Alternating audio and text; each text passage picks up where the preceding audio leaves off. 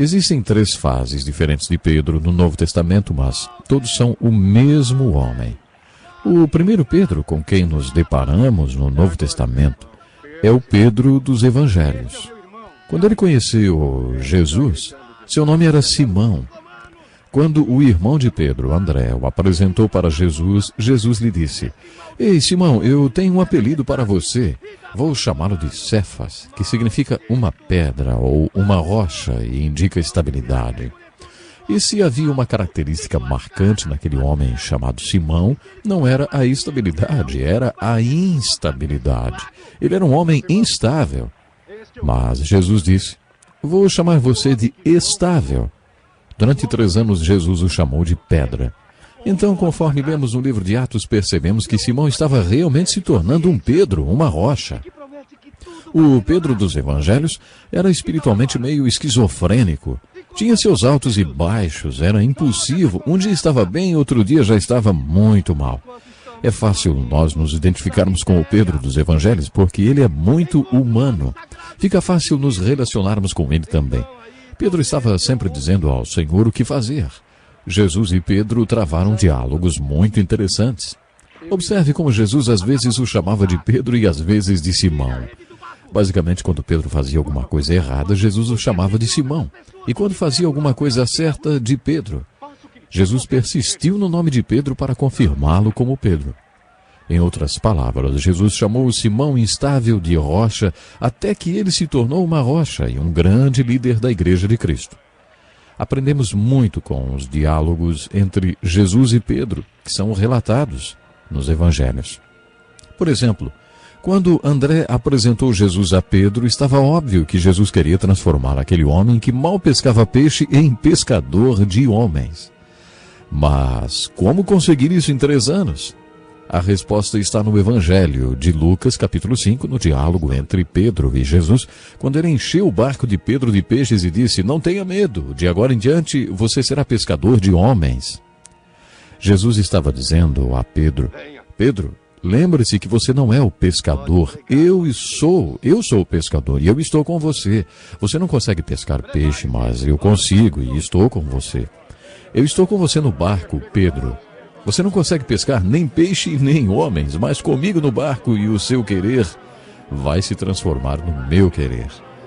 Jesus tinha que explicar estes segredos espirituais para Pedro, porque um dia Pedro olharia para trás, para tudo que tinha feito e diria: Eu não fiz, mas ele fez porque ele estava comigo.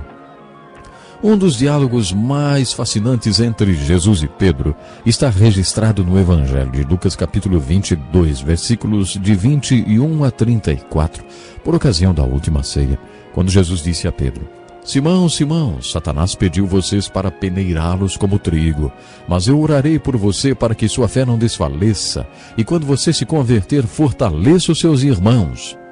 Mas Pedro respondeu: Estou pronto para ir contigo para a prisão e para a morte. E aí Jesus respondeu a Pedro: Eu lhe digo, Pedro, que antes que o galo cante hoje, 3 vezes você negará que me conhece. Uma das razões para este diálogo é intrigante e é a palavra converter. O que Jesus quis dizer? Simão, Simão, Satanás pediu vocês para peneirá-los como trigo, mas eu orarei por você para que sua fé não desfaleça. E quando você se converter, fortaleça os seus irmãos. Essa declaração levanta 2 questões. O que é conversão? E quando Pedro se converteu? Então, o que significa se converter? Literalmente significa virar de cabeça para baixo. Quando Pedro teve essa experiência, bom, ele ficou com Jesus durante 3 anos e agora estava num lugar reservado na última ceia, fazendo um tipo de encerramento oficial daquele seminário de 3 anos, junto com os outros apóstolos, e Jesus diz para ele: E quando você se converter, fortaleça os seus irmãos. A conversão acontece para cada um de uma maneira. Para alguns leva apenas minutos, para outros leva anos. E você, hein, que me ouve agora, já se converteu? O que você acha que é a conversão? Certamente não é passar a frequentar a igreja, não é ir lá na frente num culto de evangelismo. Conversão é a experiência de ser virado de cabeça para baixo, Conversão é ter a vida revolucionada. Você já experimentou esse tipo de conversão? Se compararmos a vida de Pedro com a vida de Moisés, entenderemos melhor o que é conversão. Já falei para vocês que Moisés aprendeu 3 lições. Que era ninguém, que ele era alguém e que o nosso Deus, pode fazer com alguém que aprendeu que é ninguém grandes coisas. Moisés precisou de 40 anos para aprender isso. Podemos dizer que Pedro também aprendeu estas 3 lições, mas ele não precisou de 40 anos. Pedro aprendeu que era ninguém. E quanto tempo ele precisou para aprender que era ninguém? Depois de estudar os 3 Pedros, cheguei à seguinte conclusão.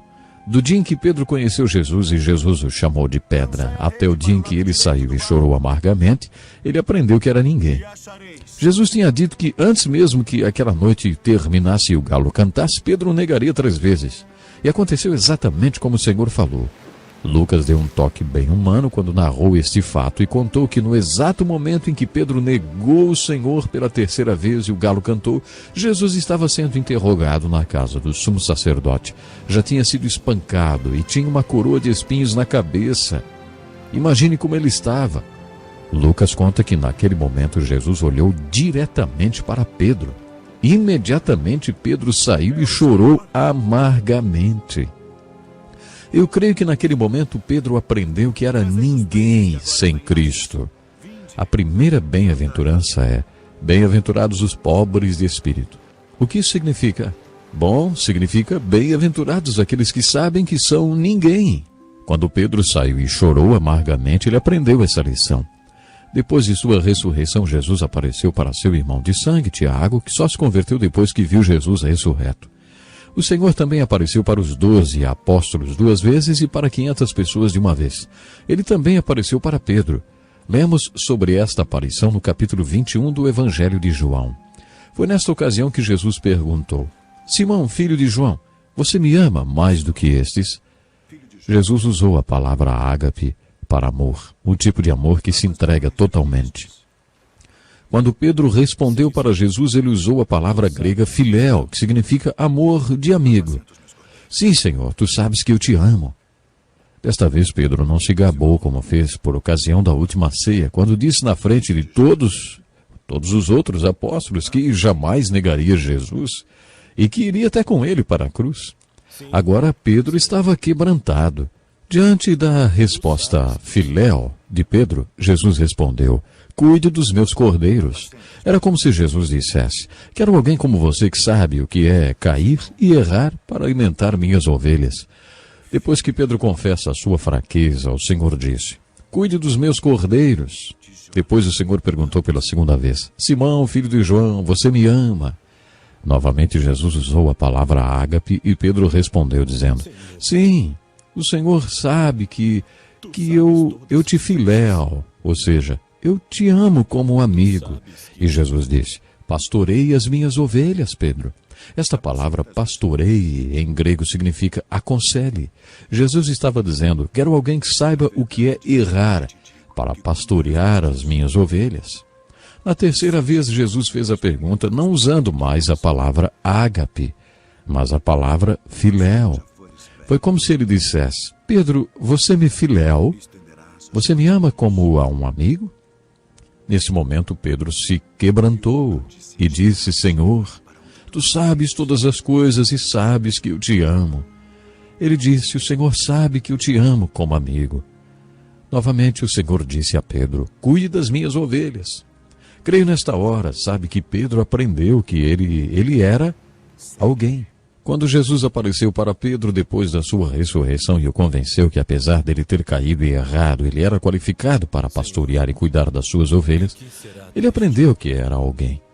Na verdade, creio que nesta conversa Jesus disse a Pedro: você errou, e porque você errou, está qualificado para cuidar e pastorear minhas ovelhas. Desta forma, quando o Senhor apareceu para Pedro, ele aprendeu que era alguém. Depois do dia do Pentecostes, quando desceu poder sobre Pedro, ele e todo mundo descobriram a 3ª lição que Moisés aprendeu. O que Deus pode fazer com alguém que aprendeu que é ninguém? Por que o Espírito Santo foi derramado sobre Pedro e não sobre Tiago ou André ou qualquer outro apóstolo? Creio que foi porque Pedro já conhecia estes segredos espirituais melhor do que ninguém. Eu não sou, mas ele é. E eu estou nele, e ele está em mim. Eu não posso, mas ele pode. E eu estou nele, e ele está em mim. Não é o que eu quero, mas o que ele quer. E eu estou nele, e ele está em mim. Creio também que no dia do Pentecostes, Pedro aprendeu a terceira lição que Moisés aprendeu. O que Deus pode fazer com alguém que já aprendeu que é ninguém. Vamos ficando por aqui hoje. Deus lhe abençoe grandemente.